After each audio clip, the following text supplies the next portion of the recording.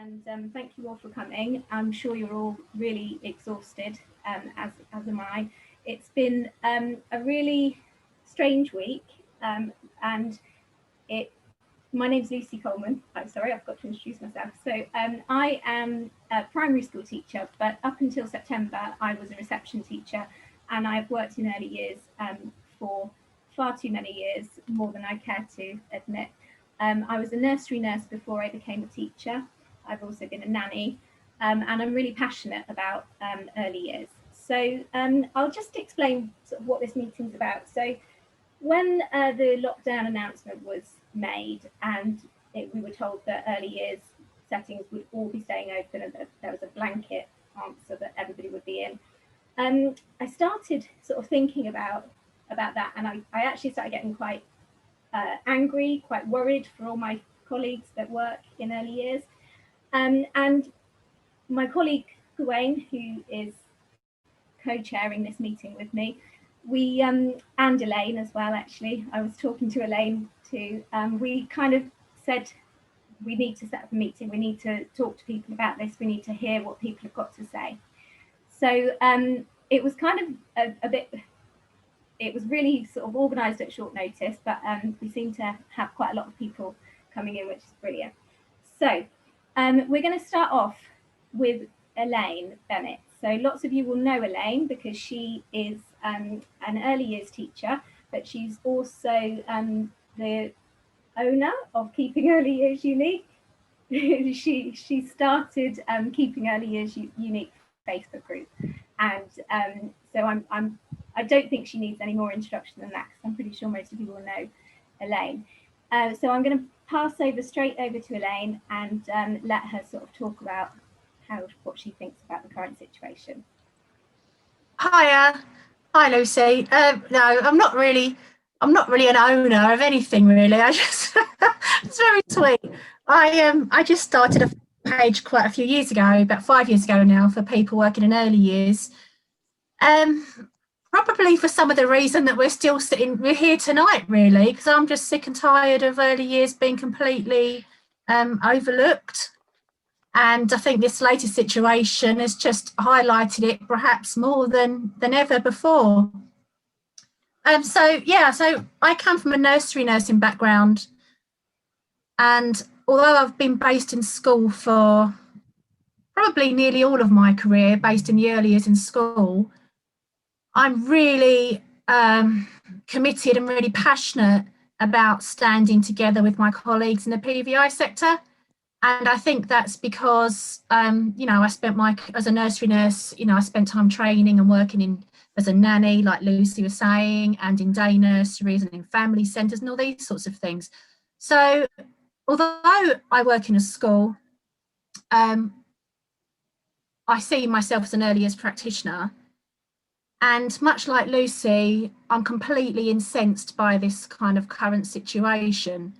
And I'm an NEU member, and I'm really pleased. I think I'm really pleased that Gavin and Lucy have sort of worked and pulled this together, because I think that while it's been good to see the NEU and other unions really getting somewhere in terms of schools, yet again, the PVI sector with a poor relation, and it really is not good enough. And it kind of takes me back to the first lockdown, when we had the care homes and the NHS, what was happening in the care homes. And that's very much of what I'm reminded about in this situation. So today Lucy said to me, okay, what sort of things do you want to talk about? And I had my ideas. Oh yeah, I want to talk about this and I talk about that. And then I've just had sent to me this new guidance that's come out today, apparently, which I'm going to be honest with you, I hadn't even seen it yet, because I don't know about the rest of you. I'm completely swamped under and lost in guidance. I don't know where I am really. So there's now the new guidance apparently that's come out today, which I know that Gavin and Lucy know a lot more about. So I'm really looking forward to hearing about that a bit more, because it seems to be there's now a statement about nursery classes in schools being open. I keep thinking I must have misread that. I keep thinking I must have got that wrong, and I keep thinking maybe I've got the wrong end of the stick. I'm a bit prone to getting the wrong end of the stick when I read this guidance. I do see red sometimes. So you know, I'm looking forward to hearing from my colleagues. I'm really hoping that I've got the wrong end of the stick here, because the last guidance we had, which was the contingency guidance, said that nursery classes was up to, it was at the discretion of, you know, the sort of the head teachers and the schools around the nursery class. The situation with the maintained nursery schools has also been a complete mess. They don't seem to really fit in anywhere. But the PVI sector, you know, those of you working in day nurseries and those of you who are child minding, again, completely, I think the child mind is completely overlooked far too often, and day nurseries and our preschool settings. What I'm really aware of on social media, because last weekend, I don't know if any of you saw it, I launched an open letter to Gavin Williamson, sort of demanding that our colleagues in the PVI sector have the same protection as those of us in school sector. And you know, we're up to nearly, I think probably gone past about 8,000 supporters on that now. So if anyone hasn't signed that yet, that'd be fantastic. But what I really want to hear about from those of you who are here tonight from the PVI sector is there seems to be a really difficult situation here where if you close, that's going to leave many of you unable to reopen. But if you stay open, what is the health cost of staying open? So I'm really keen to hear from people in the PVI sector tonight how you're feeling about that, because I've started some conversations on social media and it does get really heated. And I think what an awful situation to be in, where our colleagues, who in my opinion are doing the most important job for often the least amount of money and the least amount of respect in the sector, are in a position where if you close, you're going to basically probably close your business down. And yeah, I'm seeing comments now about the funding and census, you know, on census day. So, you know, I really would like to hear more about that from those of you on the ground and from Gawain and Lucy as well. But what I really wanted to say, Lucy, I don't know what I'm doing for time here. So show me a finger how many minutes I've got left. I can see you in the corner. 1 minute. What I really want to say is that NEU, this is it now. NEU, we need to step up. Our PVI colleagues are feeling completely left in the cold. They don't know which union they should belong to. They feel, in a way, a bit cast asunder because the focus has been on school so heavily. So I think this is the time now for the union to really step up and start really putting some action for our PVI sector. And what I want all of you to know is that you are not alone. And I know in some ways I feel very fortunate and I feel protected to be in school, but if there's anything that any of us can do to support you in terms of getting the message out and what you need and petitioning and all those sorts of things, please just drop us a line, join Keeping Early Years Unique, join the NEU and get in touch.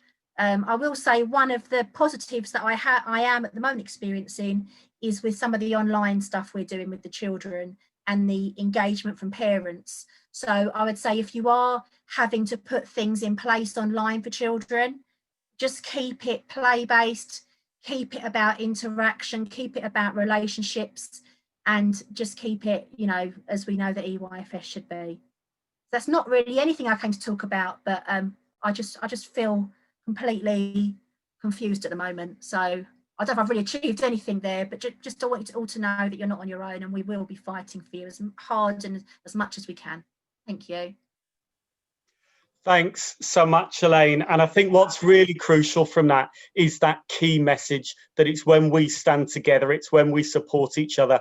There is no way that we will abandon our colleagues in any part of the early years sector. We need to stand together now to protect everyone, to protect their safety, but also to protect the sector, because we know that in protecting each other's safety, what we can't afford to do is to leave the sector financially unviable following this. So I think we urgently need a campaign for that financial support to enable early years settings to remain safe. I'm really pleased to be able to welcome our next speaker for today, Michaela Loebner. Michaela is an inclusion coordinator and NEU rep at a maintained nursery school. Thanks very much, Michaela. The floor is yours. Thank you, Gawain, and thank you everybody that's come today. What I really need to say, I think, well, to start with, Elaine, you're right. If you haven't looked at the guidance, yes, it does say that everybody, all of us in the early years, are expected to be fully open to all children. That's what it says, and it even includes nursery classes that weren't included before. I think, I don't want to be melodramatic, and I don't think it is melodramatic. We are in a fight for our lives right now, for the lives of everybody who is in our schools and everybody who is in our communities, because, you know, there were 1,000 deaths yesterday. We probably all saw on the television the scenes, the harrowing scenes in our hospitals. 30,000 people in hospitals right now with COVID. 1 in 30 people in London estimated to be carrying the virus right now. Half of Sussex care homes residents died over Christmas. You can't really be melodramatic about this, can you? And yet Boris Johnson has just gone on telly and said schools are safe and early years are safe. He's delivered, as usual, what I can gather, a very confused message. What's new? The fact is that if it wasn't for, I mean, I'm really proud to be part of the union. If it wasn't for people like us in the union right across the country who stood up and said, we are going to use our rights not to go into unsafe workplaces where our lives are in danger, to stop with this reckless, dangerous prospect of all schools being open. And it's only because of that and the undeniable crisis in the NHS that Boris even backed down in relation to primary schools. And that's what we have to keep in mind. There is something we can do about it, and it's down to what we're prepared to do, I think, as everybody in the sector, to be honest. And the time for unity has never been greater. I think that if you look at what's happening in maintained nursery schools, everybody in maintained nursery schools has been fighting alongside the rest of the sector for proper funding. And now that proper funding has come down to a question of life or survival of the setting or life of the people that attend the setting. How disgusting and how immoral that head teachers are being asked to make a calculation to weigh up the lives of everybody that attends that school. And let's face it, we are vectors of transmission of that virus. Some of our schools are, are 250 children in them. We can be really big. The experience of our school, when Boris Johnson says there is no evidence that it affects younger children. Well, first is ignoring the graph that I've seen. There's a yellow line that is very just below other age children and way above other age groups in the population being infected. But it strikes me that if they don't collect the data, then they can continue to say there is no evidence. This is frankly reckless, dangerous, and unacceptable. And we cannot stand by and let it happen. I think the question of our funding, yes, it has to be dealt with. Because we're nursery schools, we can't access any kind of business type funding or furlough. But despite being nursery schools, we also can't access the COVID funding that's available to other parts of the state sector. We are the forgotten part of the state maintained sector. We are not really maintained.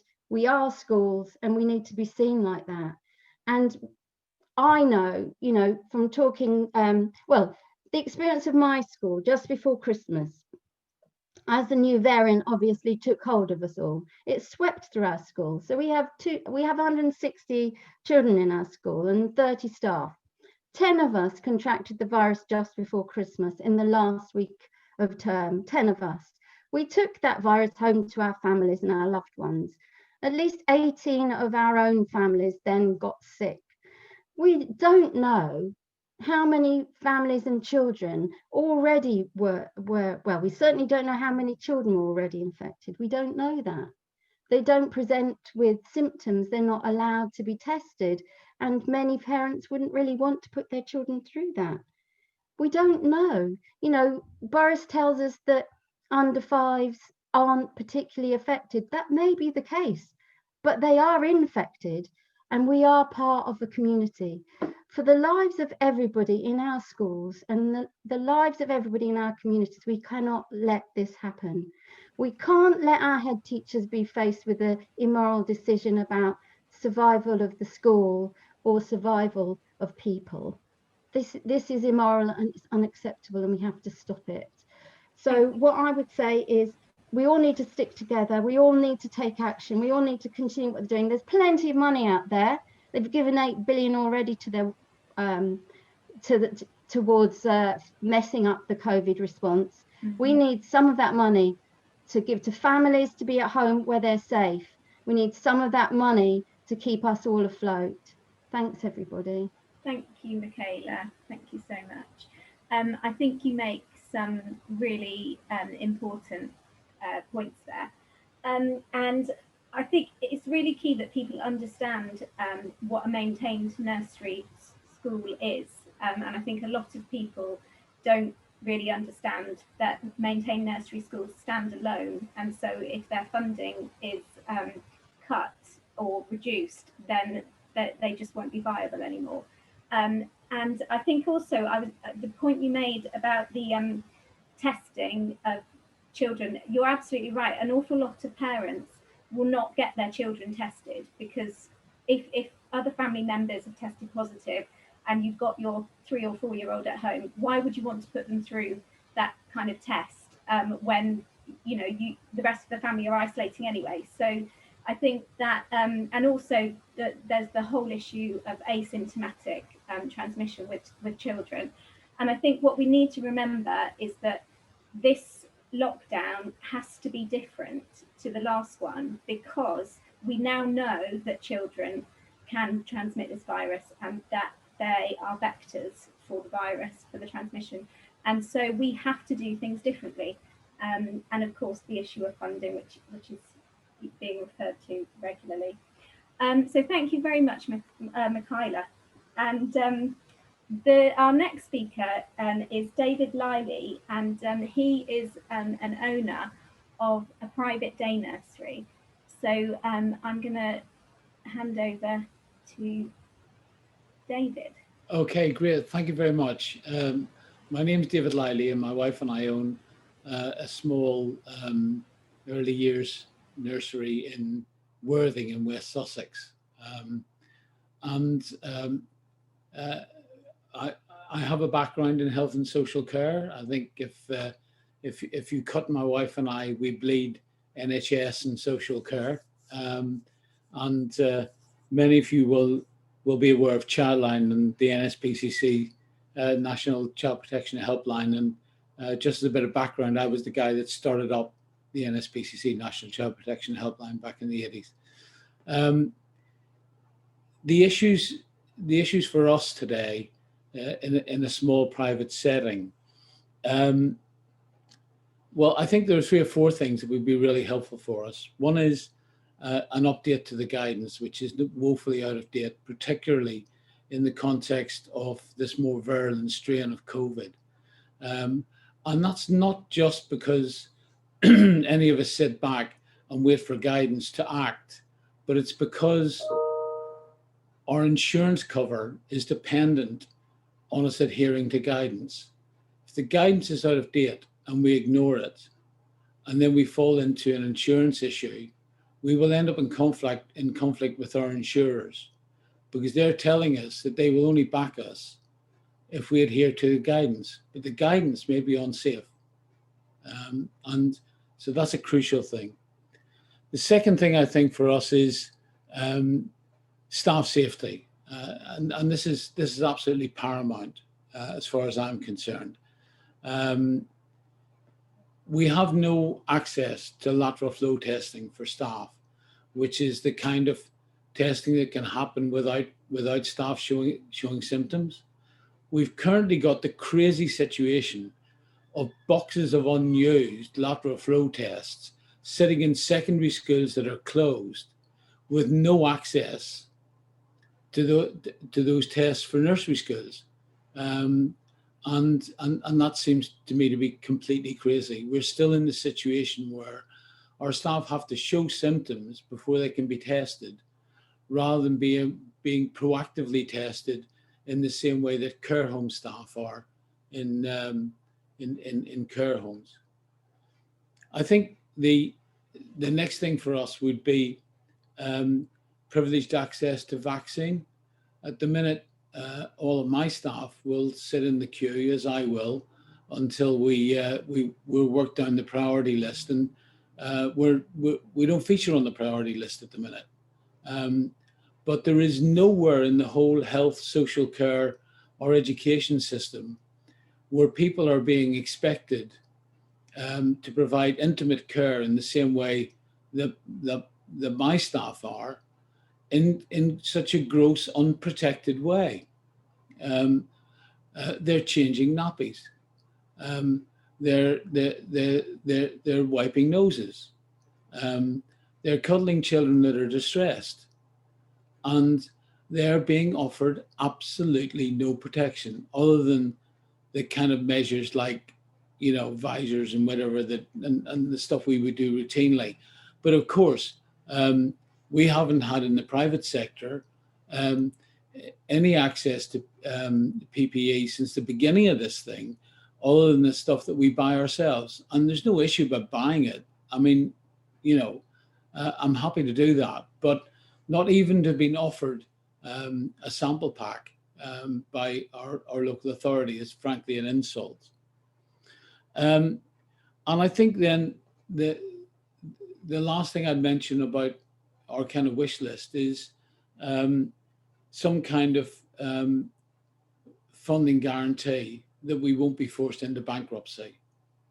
I'm not looking to make a profit out of this. I've mentioned to some people in this virtual room before that I could walk away from my business and retire a very wealthy man. I don't need the business to have a good life.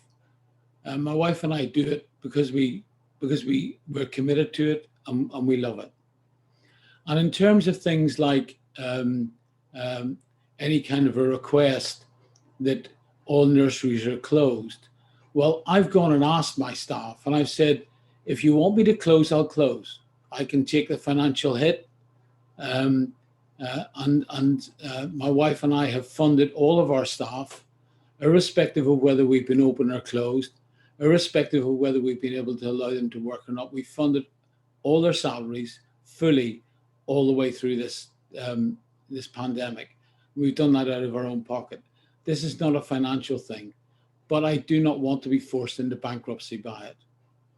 And so some kind of funding guarantee that would mean that we can continue to open, whether it's for everyone or whether it's for key workers and vulnerable children, that would just be really, really helpful.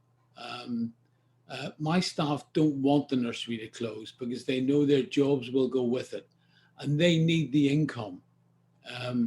They're the folks that stand in need as much as our families and children do.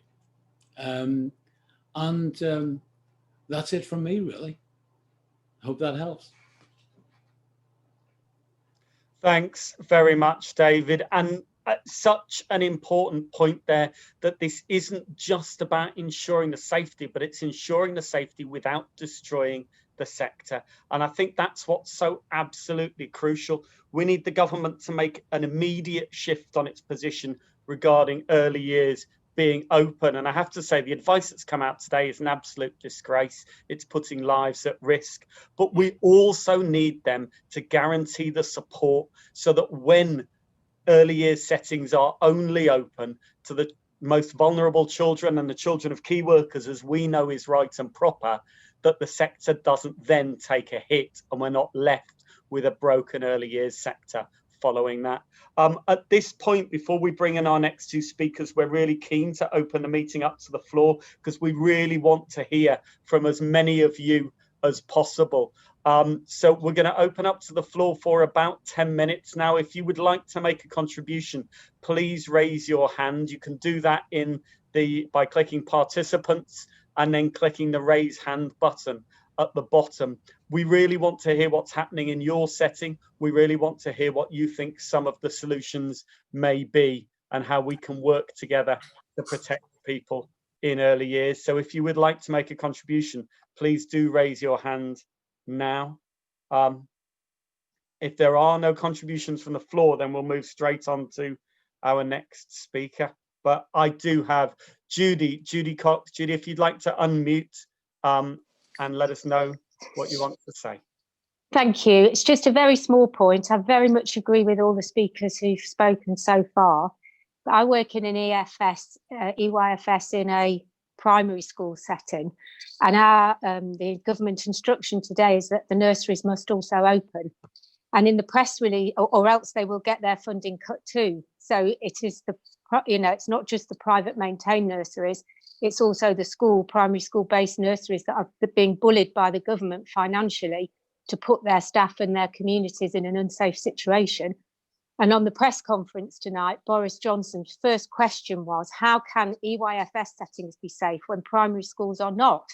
And he bluffed some nonsense about schools being safe, didn't answer the question, and the public health advisor next to him talked about how nurseries must stay open to look after, to provide childcare for key workers, as if we were only open for the children of key workers. And I think they are lying, and I think they are bullying us financially, and I think our health is on the line. And I'm breathless because I've got COVID. Like Michaela, who spoke earlier, I contracted COVID in the EYFS setting just before Christmas, and I'm still not back to normal. And we don't want this for anybody else, and we don't want this for any other families. And I think we do have to seriously think about Section 44s or ballots or whatever we can do to protect, because it's not just us, it is our families, our communities, and the children that we look after. Thanks, Judy. I think so important. That's exactly what the government's doing. They're lying to the public, but they're also trying to bully the sector into staying open when it's unsafe. And I'm really glad you made the point there about moving to ballots, because I think it has come to that point, but more of that later. Nikki Oldham's next. Nikki, would you like to unmute and let us know what your situation is? I'm a head teacher of a maintained nursery school that had a COVID experience in the just before Christmas. We're very aware that very young children are not immune to getting COVID, and I'm just raising that. There were earlier this week there was Professor Callum Semple from Sage was interviewed on the BBC Breakfast Show and was asked the question about why was it safe for the early years to be open when schools were closing. And he stated in that interview that this was a political decision. It wasn't a decision about based on science. So one of the significant, and there is an article about that in the in Nursery World, I believe. I haven't had a chance to read it, but we have located it now. But that particular interview was removed then from the BBC flow. So this is the second piece of reporting. There was one earlier about children in hospital, earlier at the end of last week, about children being in hospital with COVID-related illness that have been removed from mainstream media reporting. One was from the second one that was last week was also from the BBC, where it was reported, but it was also one of the broadsheets online that was removed. And so there is a real concern here that we need to see the science, we need to see the sage advice that backs up the fact that it is apparently safe for our staff to be with children.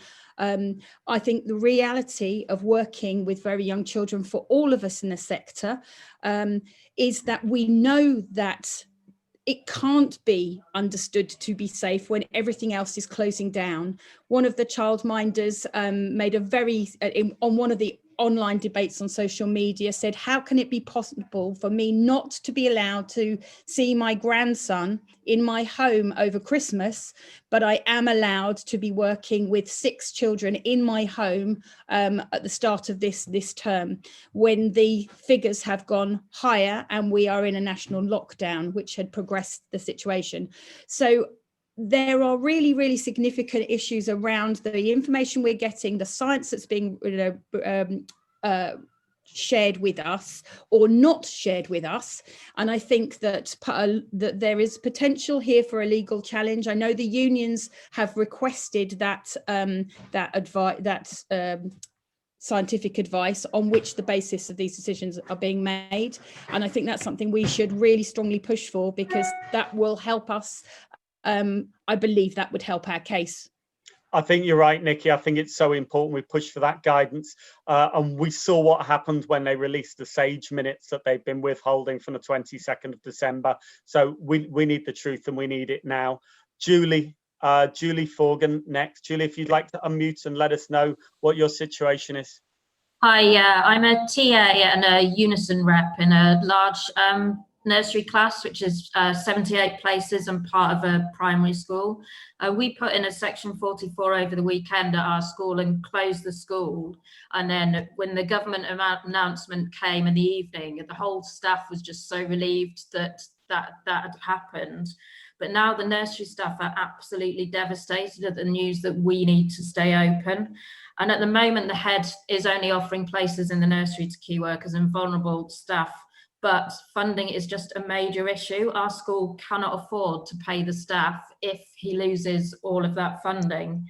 And it's just, how can it be safe for us to open, but the children that are a week older in the reception class, which literally has a partition door into the nursery class, how can it be that it's unsafe for them, but safe for us?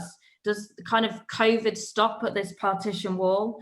And we've got, more children in our class than any other class in school, and our children are the least able to socially distance. If they wash their hands are straight in their mouths 2 seconds later.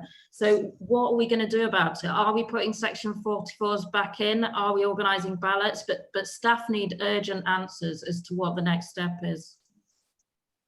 Really, really good points and really good questions there as well. We need to know what the next steps are. And I have to say, from my point of view, we all know how difficult the law is. We all know that, in the employment law in this country often doesn't favour the safety of those people working in dangerous settings. So I think the sooner we can move to that position of collective action, the better, because that's where our strength will be, working together to make our workplaces safe. I think that's an absolutely vital next step for us. And of course, it does also allow us the flexibility to take into account the nuances in each setting. But that battle for funding is crucial. They can't blackmail us back into unsafe workplaces, and we shouldn't let them. Bella, you're next, if you'd like to unmute. Hi, thank you. I just wanted to share my story, but I need to be a bit sensitive about what I share for confidentiality reasons. I work in a primary private school that has an early years department. I am not working because I'm clinically vulnerable, but my colleagues were expected to go to work on Tuesday and chose to contact the head teacher, who said that we would be open even though she had the jurisdiction to close the early years department. And my colleagues ultimately refused to go in the following day. Most of them aren't in unions, so they were really kind of flying solo, so to speak. I am with the GMB and have been for some time. They invoked their 44th right because we don't have an up-to-date risk assessment, and their argument was they didn't feel safe in the workplace due to the nature of early years care. Like previous people just stated, it's impossible to socially distance from very young children. And we had some fantastic advice last night from a separate union, not the GMB, somebody else, because I know GMB encouraged support staff not to invoke their 44th right. And we didn't go in, and most of the department remained closed. They did have some key worker children in and some vulnerable children. And we have been sort of reaffirmed with the advice that we were absolutely within our right to do what we did. And as difficult as it made us feel, and as guilty because of our responsibilities that we feel towards the children and the families, in order to keep ourselves safe, it was the right thing to do. And, you know, we're losing sleep over the fact that we're not with those children, but at some point you have to weigh up your own personal safety. And it was a really difficult decision, but for us, it has been a success. We've been furloughed ultimately until the February half term at least. But I just wanted people to know that it's possible, and you're not necessarily in a really vulnerable position should you do it. But at the same time, I don't want to advertise it as the thing to do, but I just want you to know that we have done it, and we've been okay. And, you know, it came from a place of desperation. Thanks, Bella, and a really, really important message there, actually. And it is such a difficult thing to do, to withdraw your labour, to not enter that unsafe workplace. And yet we know that when we act to protect our own safety, whether using that individual legal right or collectively together through a ballot, we're also protecting the safety of the children we teach, their families and their communities. I'm going to take one more contribution from the floor before we move on to our final two speakers, and that's Paula Champion. If you've got your hand up and you haven't been called yet, we're going to take more contributions after our next two speakers. I just want to make sure we've time for all of the panel. Paula, you're very welcome. Okay, my name's Paula Champion. I'm a nursery teacher, also in a maintained nursery school in Cambridge. I'm sorry I haven't got my video on, because like someone said in the chat, this seems like it's been the longest week of my life. I can't believe that we only went back on Monday, and we're absolutely shattered in our nursery. We took out a Section 44 individually, union members, on Sunday and put it forward. And we went to key worker vulnerable children bubbles on Tuesday. And I think it was absolutely the right thing to do. I think it's not just about our individual safety. I think we have to remember that our children and our workers are all connected into the community way beyond, you know, our little nursery settings.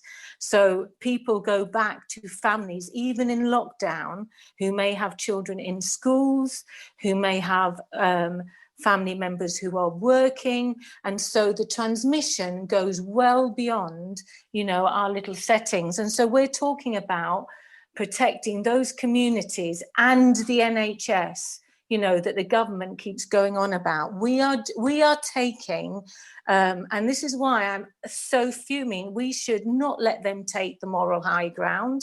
You know, what we are doing is absolutely about stopping this virus from killing people, and not just ourselves. That's the first point.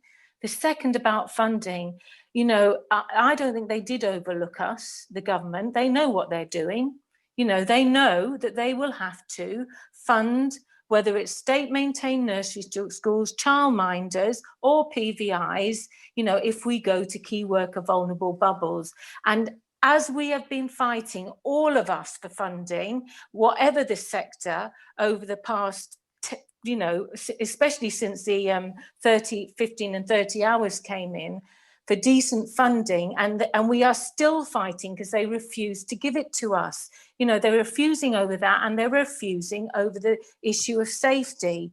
And so we have to raise that absolutely centrally as our demands. So I like this thing about funding. I think the vaccination is really important, and the testing. You know, these three things, we should say we are not going back, you know, to safe working, to any form of fuller opening until those three things are in place.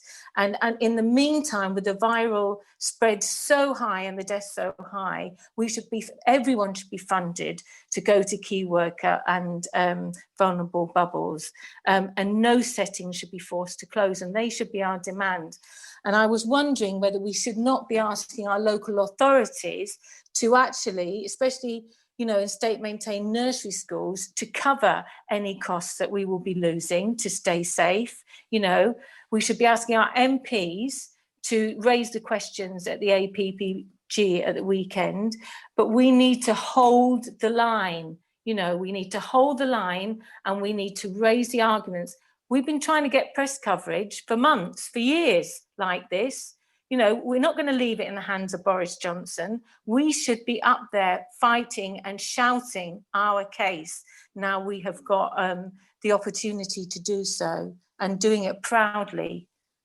Absolutely, Paula, absolutely. And I think we need to be demanding that government put the funding in here to keep us safe. And I think you're completely right, raising it through our MPs. And maybe that's one of the things we can do from this call, is to set up a tool for people to email their MPs directly and demand the funding to protect early years, to protect early years workers, to protect early years children, and to protect the early years settings. Invite America Williams, who is a nursery teacher in a primary school, and she's also the district and branch secretary for Stockton NEU. So welcome, America.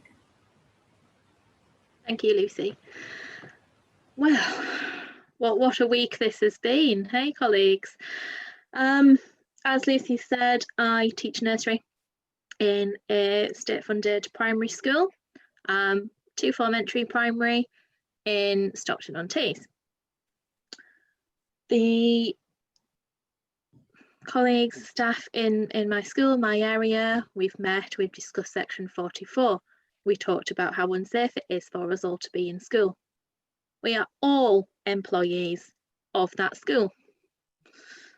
Although if you ask the government, you wouldn't think it, because apparently the virus doesn't affect nursery, and I can have different terms and conditions, as can teaching assistants that I work with, for our health and safety. And quite frankly, that's not good enough. I'm confused. I often joke that I live in a permanent state of confusion anyway, but for this particular moment in time, I just don't get it. So the eldest child in my class, their birthday is on the 2nd of September. And we have also got the youngest child in reception. I'll just wait for someone to mute their microphone, sorry.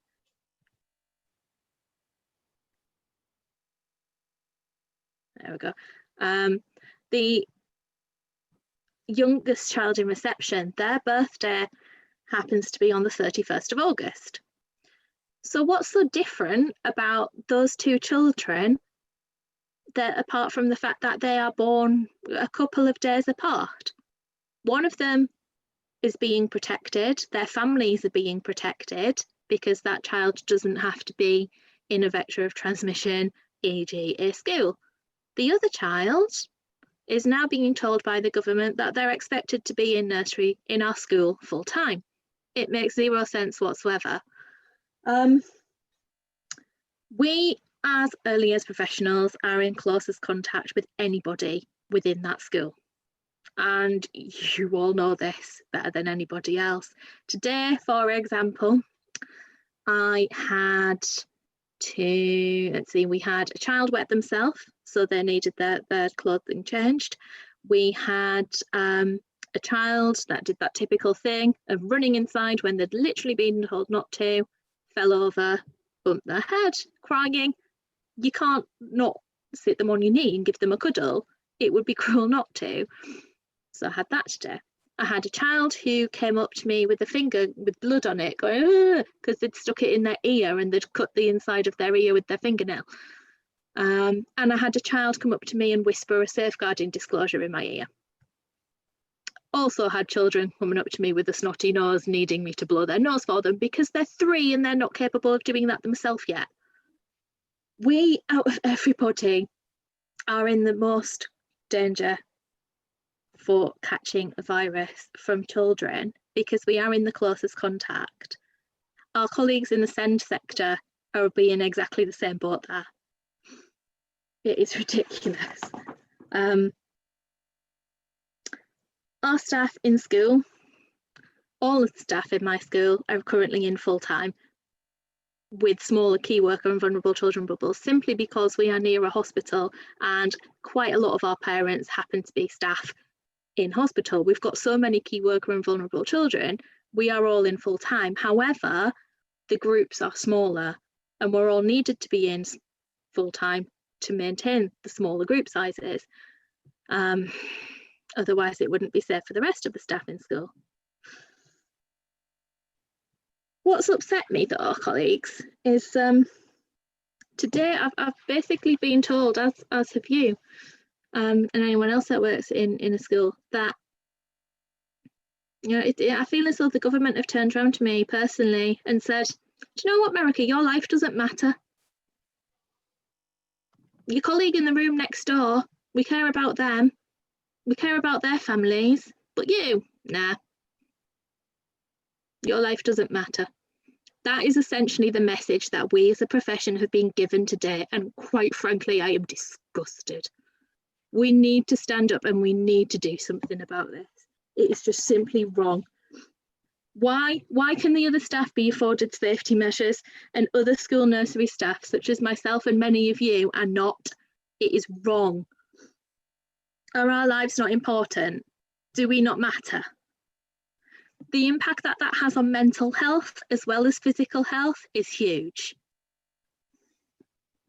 Even if we're seen purely as babysitters by the government, in order to actually do that and look after children, we need to be well.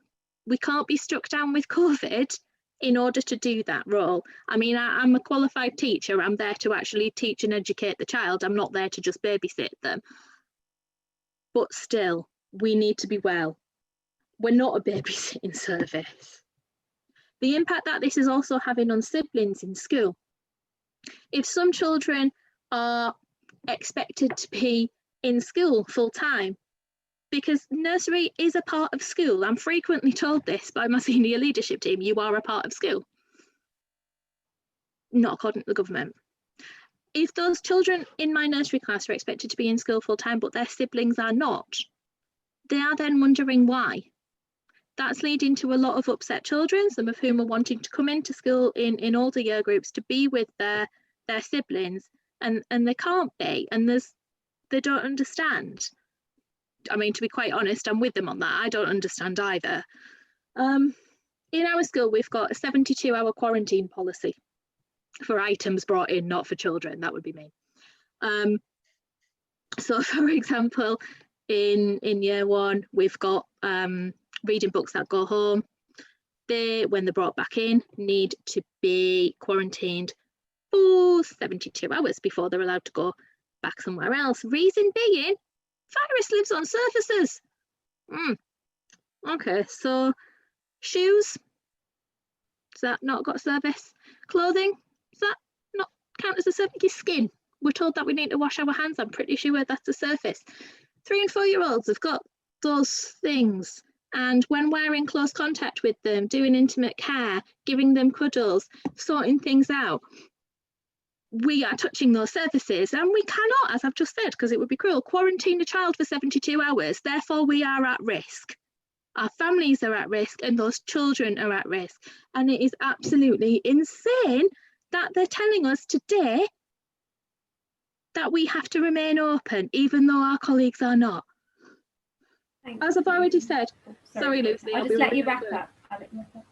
Yeah, I've already said there's no such thing as social distancing in early years. We need parity with the rest of our school for our health and safety. And by we in that statement, I don't just mean school-based nurseries, I mean all of early years. We need parity. We need to be looked after. Schools are vectors of transmission.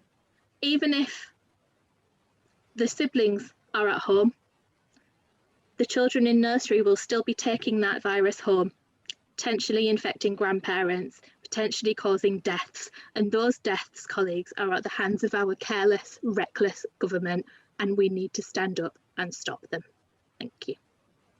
Absolutely, America, thank you so much. And I'm trying not to get emotional listening to you there, because everything you've said is what made me angry on Tuesday and what made me want to set this meeting up. Because as I said at the beginning, I started my career as a nursery nurse, and I have worked with babies right up to reception. And so I know fully well what everybody in this room is facing on a day-to-day basis. And I completely appreciate. And I think what we need to try and get the public to understand is that when they're comparing early years workers to other frontline workers like the NHS, who are absolutely, doing their utmost, and they have my, 100% backing with what they're doing. But what we have to remember is that the NHS staff have full PPE. Any other, key workers like supermarkets, they have social distancing. But the early years sector are the only people who are expected to be in work right now with no PPE and no social distancing. So we need the science to say that is safe. So sorry, I got a bit distracted there. So now I'm going to hope that Nathan has got his sound fixed. So do you want to? Yeah, can I just check that? Is that coming through okay? Yes. Okay, just kind of do this if it goes all pear-shaped. Okay. I'm sorry, I'm not quite sure how far I got before the sound went, but yeah, just by way of context, the setting that I work with very closely is a social enterprise nursery that is based in a disadvantaged area. And we've been working for about 20 years with the local community. At the moment, our setting is open and many families return to the setting after Christmas, and we've consulted with them and the team about that. But that's obviously open to serious consideration for us in the days ahead. And I think the tension between being open and the sort of financial survival of the setting, as Gawain alluded to at the beginning, is a real point of consideration. I think locally we've seen some nurseries kind of surviving financially, others close, others near the brink, and I think there are a lot of local factors which influence that. And so as a result, we seem to have some nurseries that are open, some day nurseries open and remaining sustainable, some choosing to close on health and safety grounds, others forced to close because of lack of staff or children. So I think there doesn't seem to be a consensus at the moment in the same way that there was with the first lockdown. But I think regardless of that, for me, there are about 3 key points that I think that as a sector we need to take forward, and many of these echo what David was talking about a little bit earlier. And the first for me is priority around testing and vaccination for all early years workers. I think this is a message that seems to be reiterated day after day, but we need to keep the message out there. We also need resources for additional cleaning and PPE. Schools have had some funding, but much of the rest of the early years sector hasn't. And then finally, we need appropriate levels of funding as well. And for me, that falls into 3 areas. The first is that we need a return to funding on pre-Christmas levels with protected funds for the sector. So at the moment, the proposal is that we move to per place funding, attendance-based funding for the spring term. And that's going to seriously jeopardise huge swathes of the sector. I've just seen the guidance issued today and there doesn't seem to be any movement on that. So I think we need to keep the pressure up on that. And for the PVI sector, there's currently a business rates holiday until the end of March, but in Scotland, they've extended that until June 2023. And I don't think there's any reason why we can't do the same in England. And then longer term, I think there needs to be a full funding review for early years. I think that the entitlement funding at the moment is woefully inadequate, and we're seeing closures of settings on a regular basis purely as a result of that. So I think it's safe to say that the sector is tired of fighting for survival, and the fact that we're here again is a really damning indictment of government policies for the youngest children in our communities. I think I go as far as to say that we're witnessing a dereliction of duty on the part of government, and it needs to step up. But similarly, we need to turn up the heat as well. So I will get off my soapbox. Thank you very much. That's what she did. Thanks so much, Nathan. And I think that review of the funding of the sector and of the organisation sector is so absolutely crucial, because actually going forward, we know how vital the early years is for all our young people for the rest of their lives, and it can't be the poor relation, it can't be neglected. Now, we said that we would run this meeting for an hour and that time's up, but with the agreement of the room, I want to extend it just by 10 minutes. I won't go further than that, but we organised this meeting to hear your voices, and there are still 4 people with their hands up, and I really want to bring them in. So we will be finished by 7:40. But next, I would like to invite Claire Bennett to contribute from the floor. Claire, the floor is yours. Oh my God, just stop. Someone has got their mic on. Could they turn it off, please? I'm not sure who it is. Claire, if you'd like to come in, I'll find the person with their mic. Yep. I'm unmuted now. I'm a nursery teacher in a state school, maintained primary school. I'm also the early years coordinator. I thought all of my colleagues worked together, signed Section 44s to prevent us from going into school. And my head teacher was really supportive, very cooperative, and he agreed to only open to key worker children. We were just told today, after being told that we were only open to key worker children and vulnerable children, we were told today that because the DFE has sent them a letter and the DFE said that the NEU has withdrawn its advice that Section 44 is applicable, that we are no longer supported by our union, and we've been threatened from action from the local authority if we refuse to go to work under Section 44 because the union is no longer covering us. I don't feel safe going into my setting.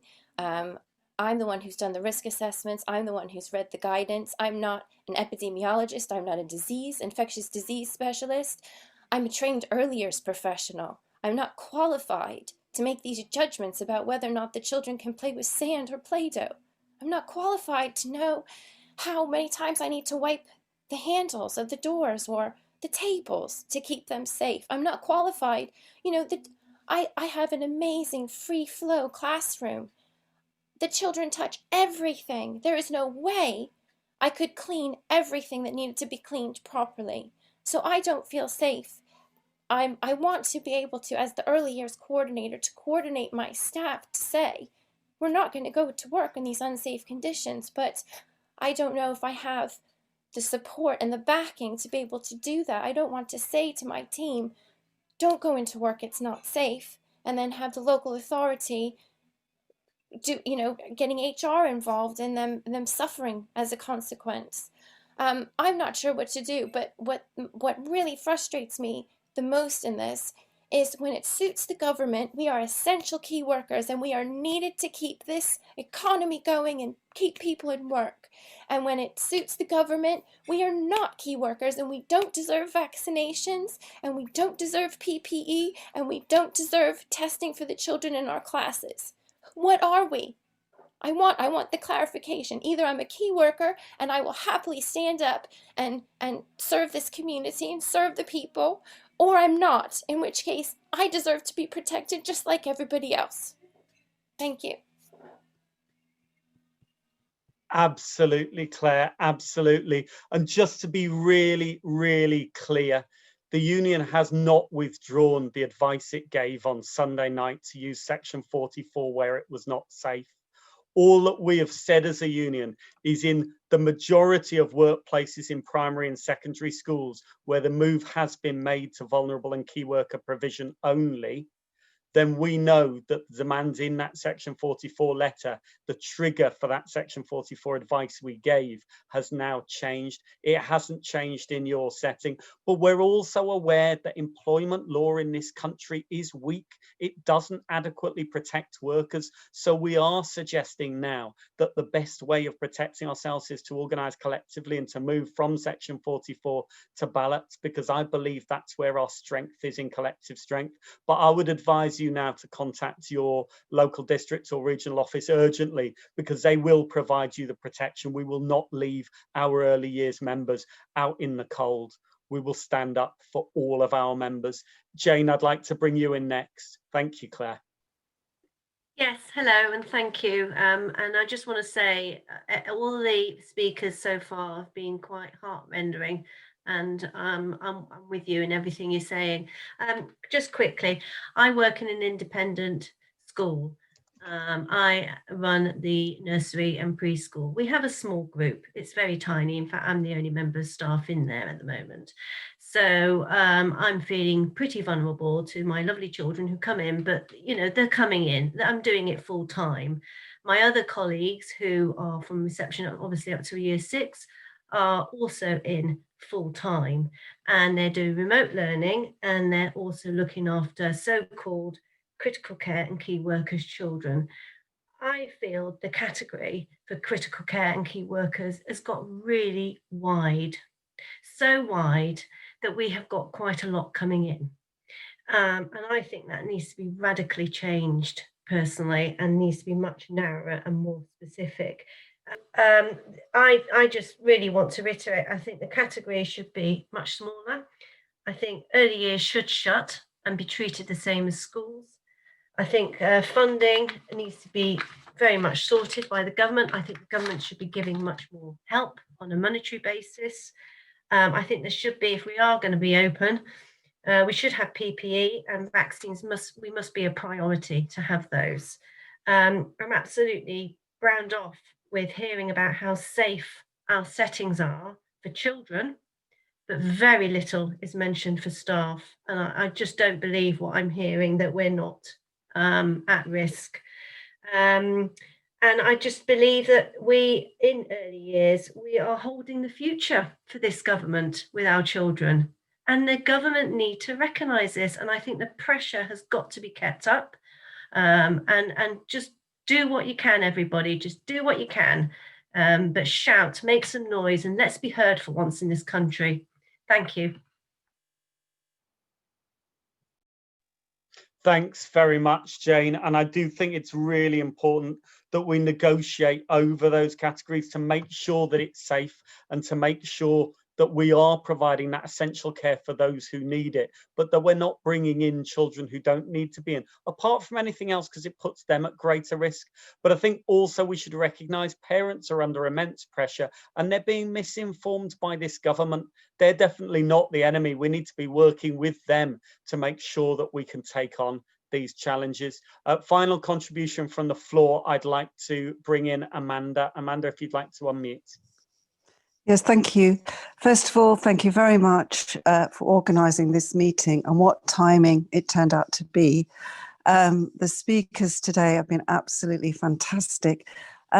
Just to give a bit of background about me, I'm a reception teacher in Redbridge, which is in London, which obviously has very high rates of the virus. As I say, 1 in 30 people have the virus here, and my own borough is one of the highest infection rates in London. I mean, also our hospitals are overwhelmed. We have what is actually a public health emergency. What they're saying is, in 2 weeks' time, they can't guarantee health care, whether you've got COVID, whether you've got cancer, whether you have an accident. You know, this is a terrible situation. And in this situation, to say that nurseries should open is appalling. So I'm an NEU member, and I think it's really important that all NEU members do not leave their early years colleagues alone. We all need to be balloted over this issue. I totally agree with that. But the problem is ballots take time, and we haven't got the time. So I think we have no choice but to be advising members, advising all early years staff to use Section 44 and not return to full nurseries. As Gavin said, the NEU has not changed its position. What's happened is the government's been putting pressure on the NEU. And to put it in context, the government didn't want to close schools. It only closed schools because people used Section 44. And that's why they changed their position. But since Monday, the government have been trying to gain ground back. So they've changed the definition of vulnerable. They've changed the definition of key worker. And I think with the early years, they saw the opportunity to put pressure on them because of the funding issue. So they've just, it's like divide and rule, picking on a smaller section, which has, as you say, been ignored in the past. So I think we really need to reach out to early years colleagues and give them confidence to take Section 44 action, and to say that all of us in the NEU and Unison will back them up by, starting a ballot as soon as possible. And that's all I've got to say. Thank you. Thank you, Amanda. Explain now. what we need to do is not just talk about it, but we need some action now.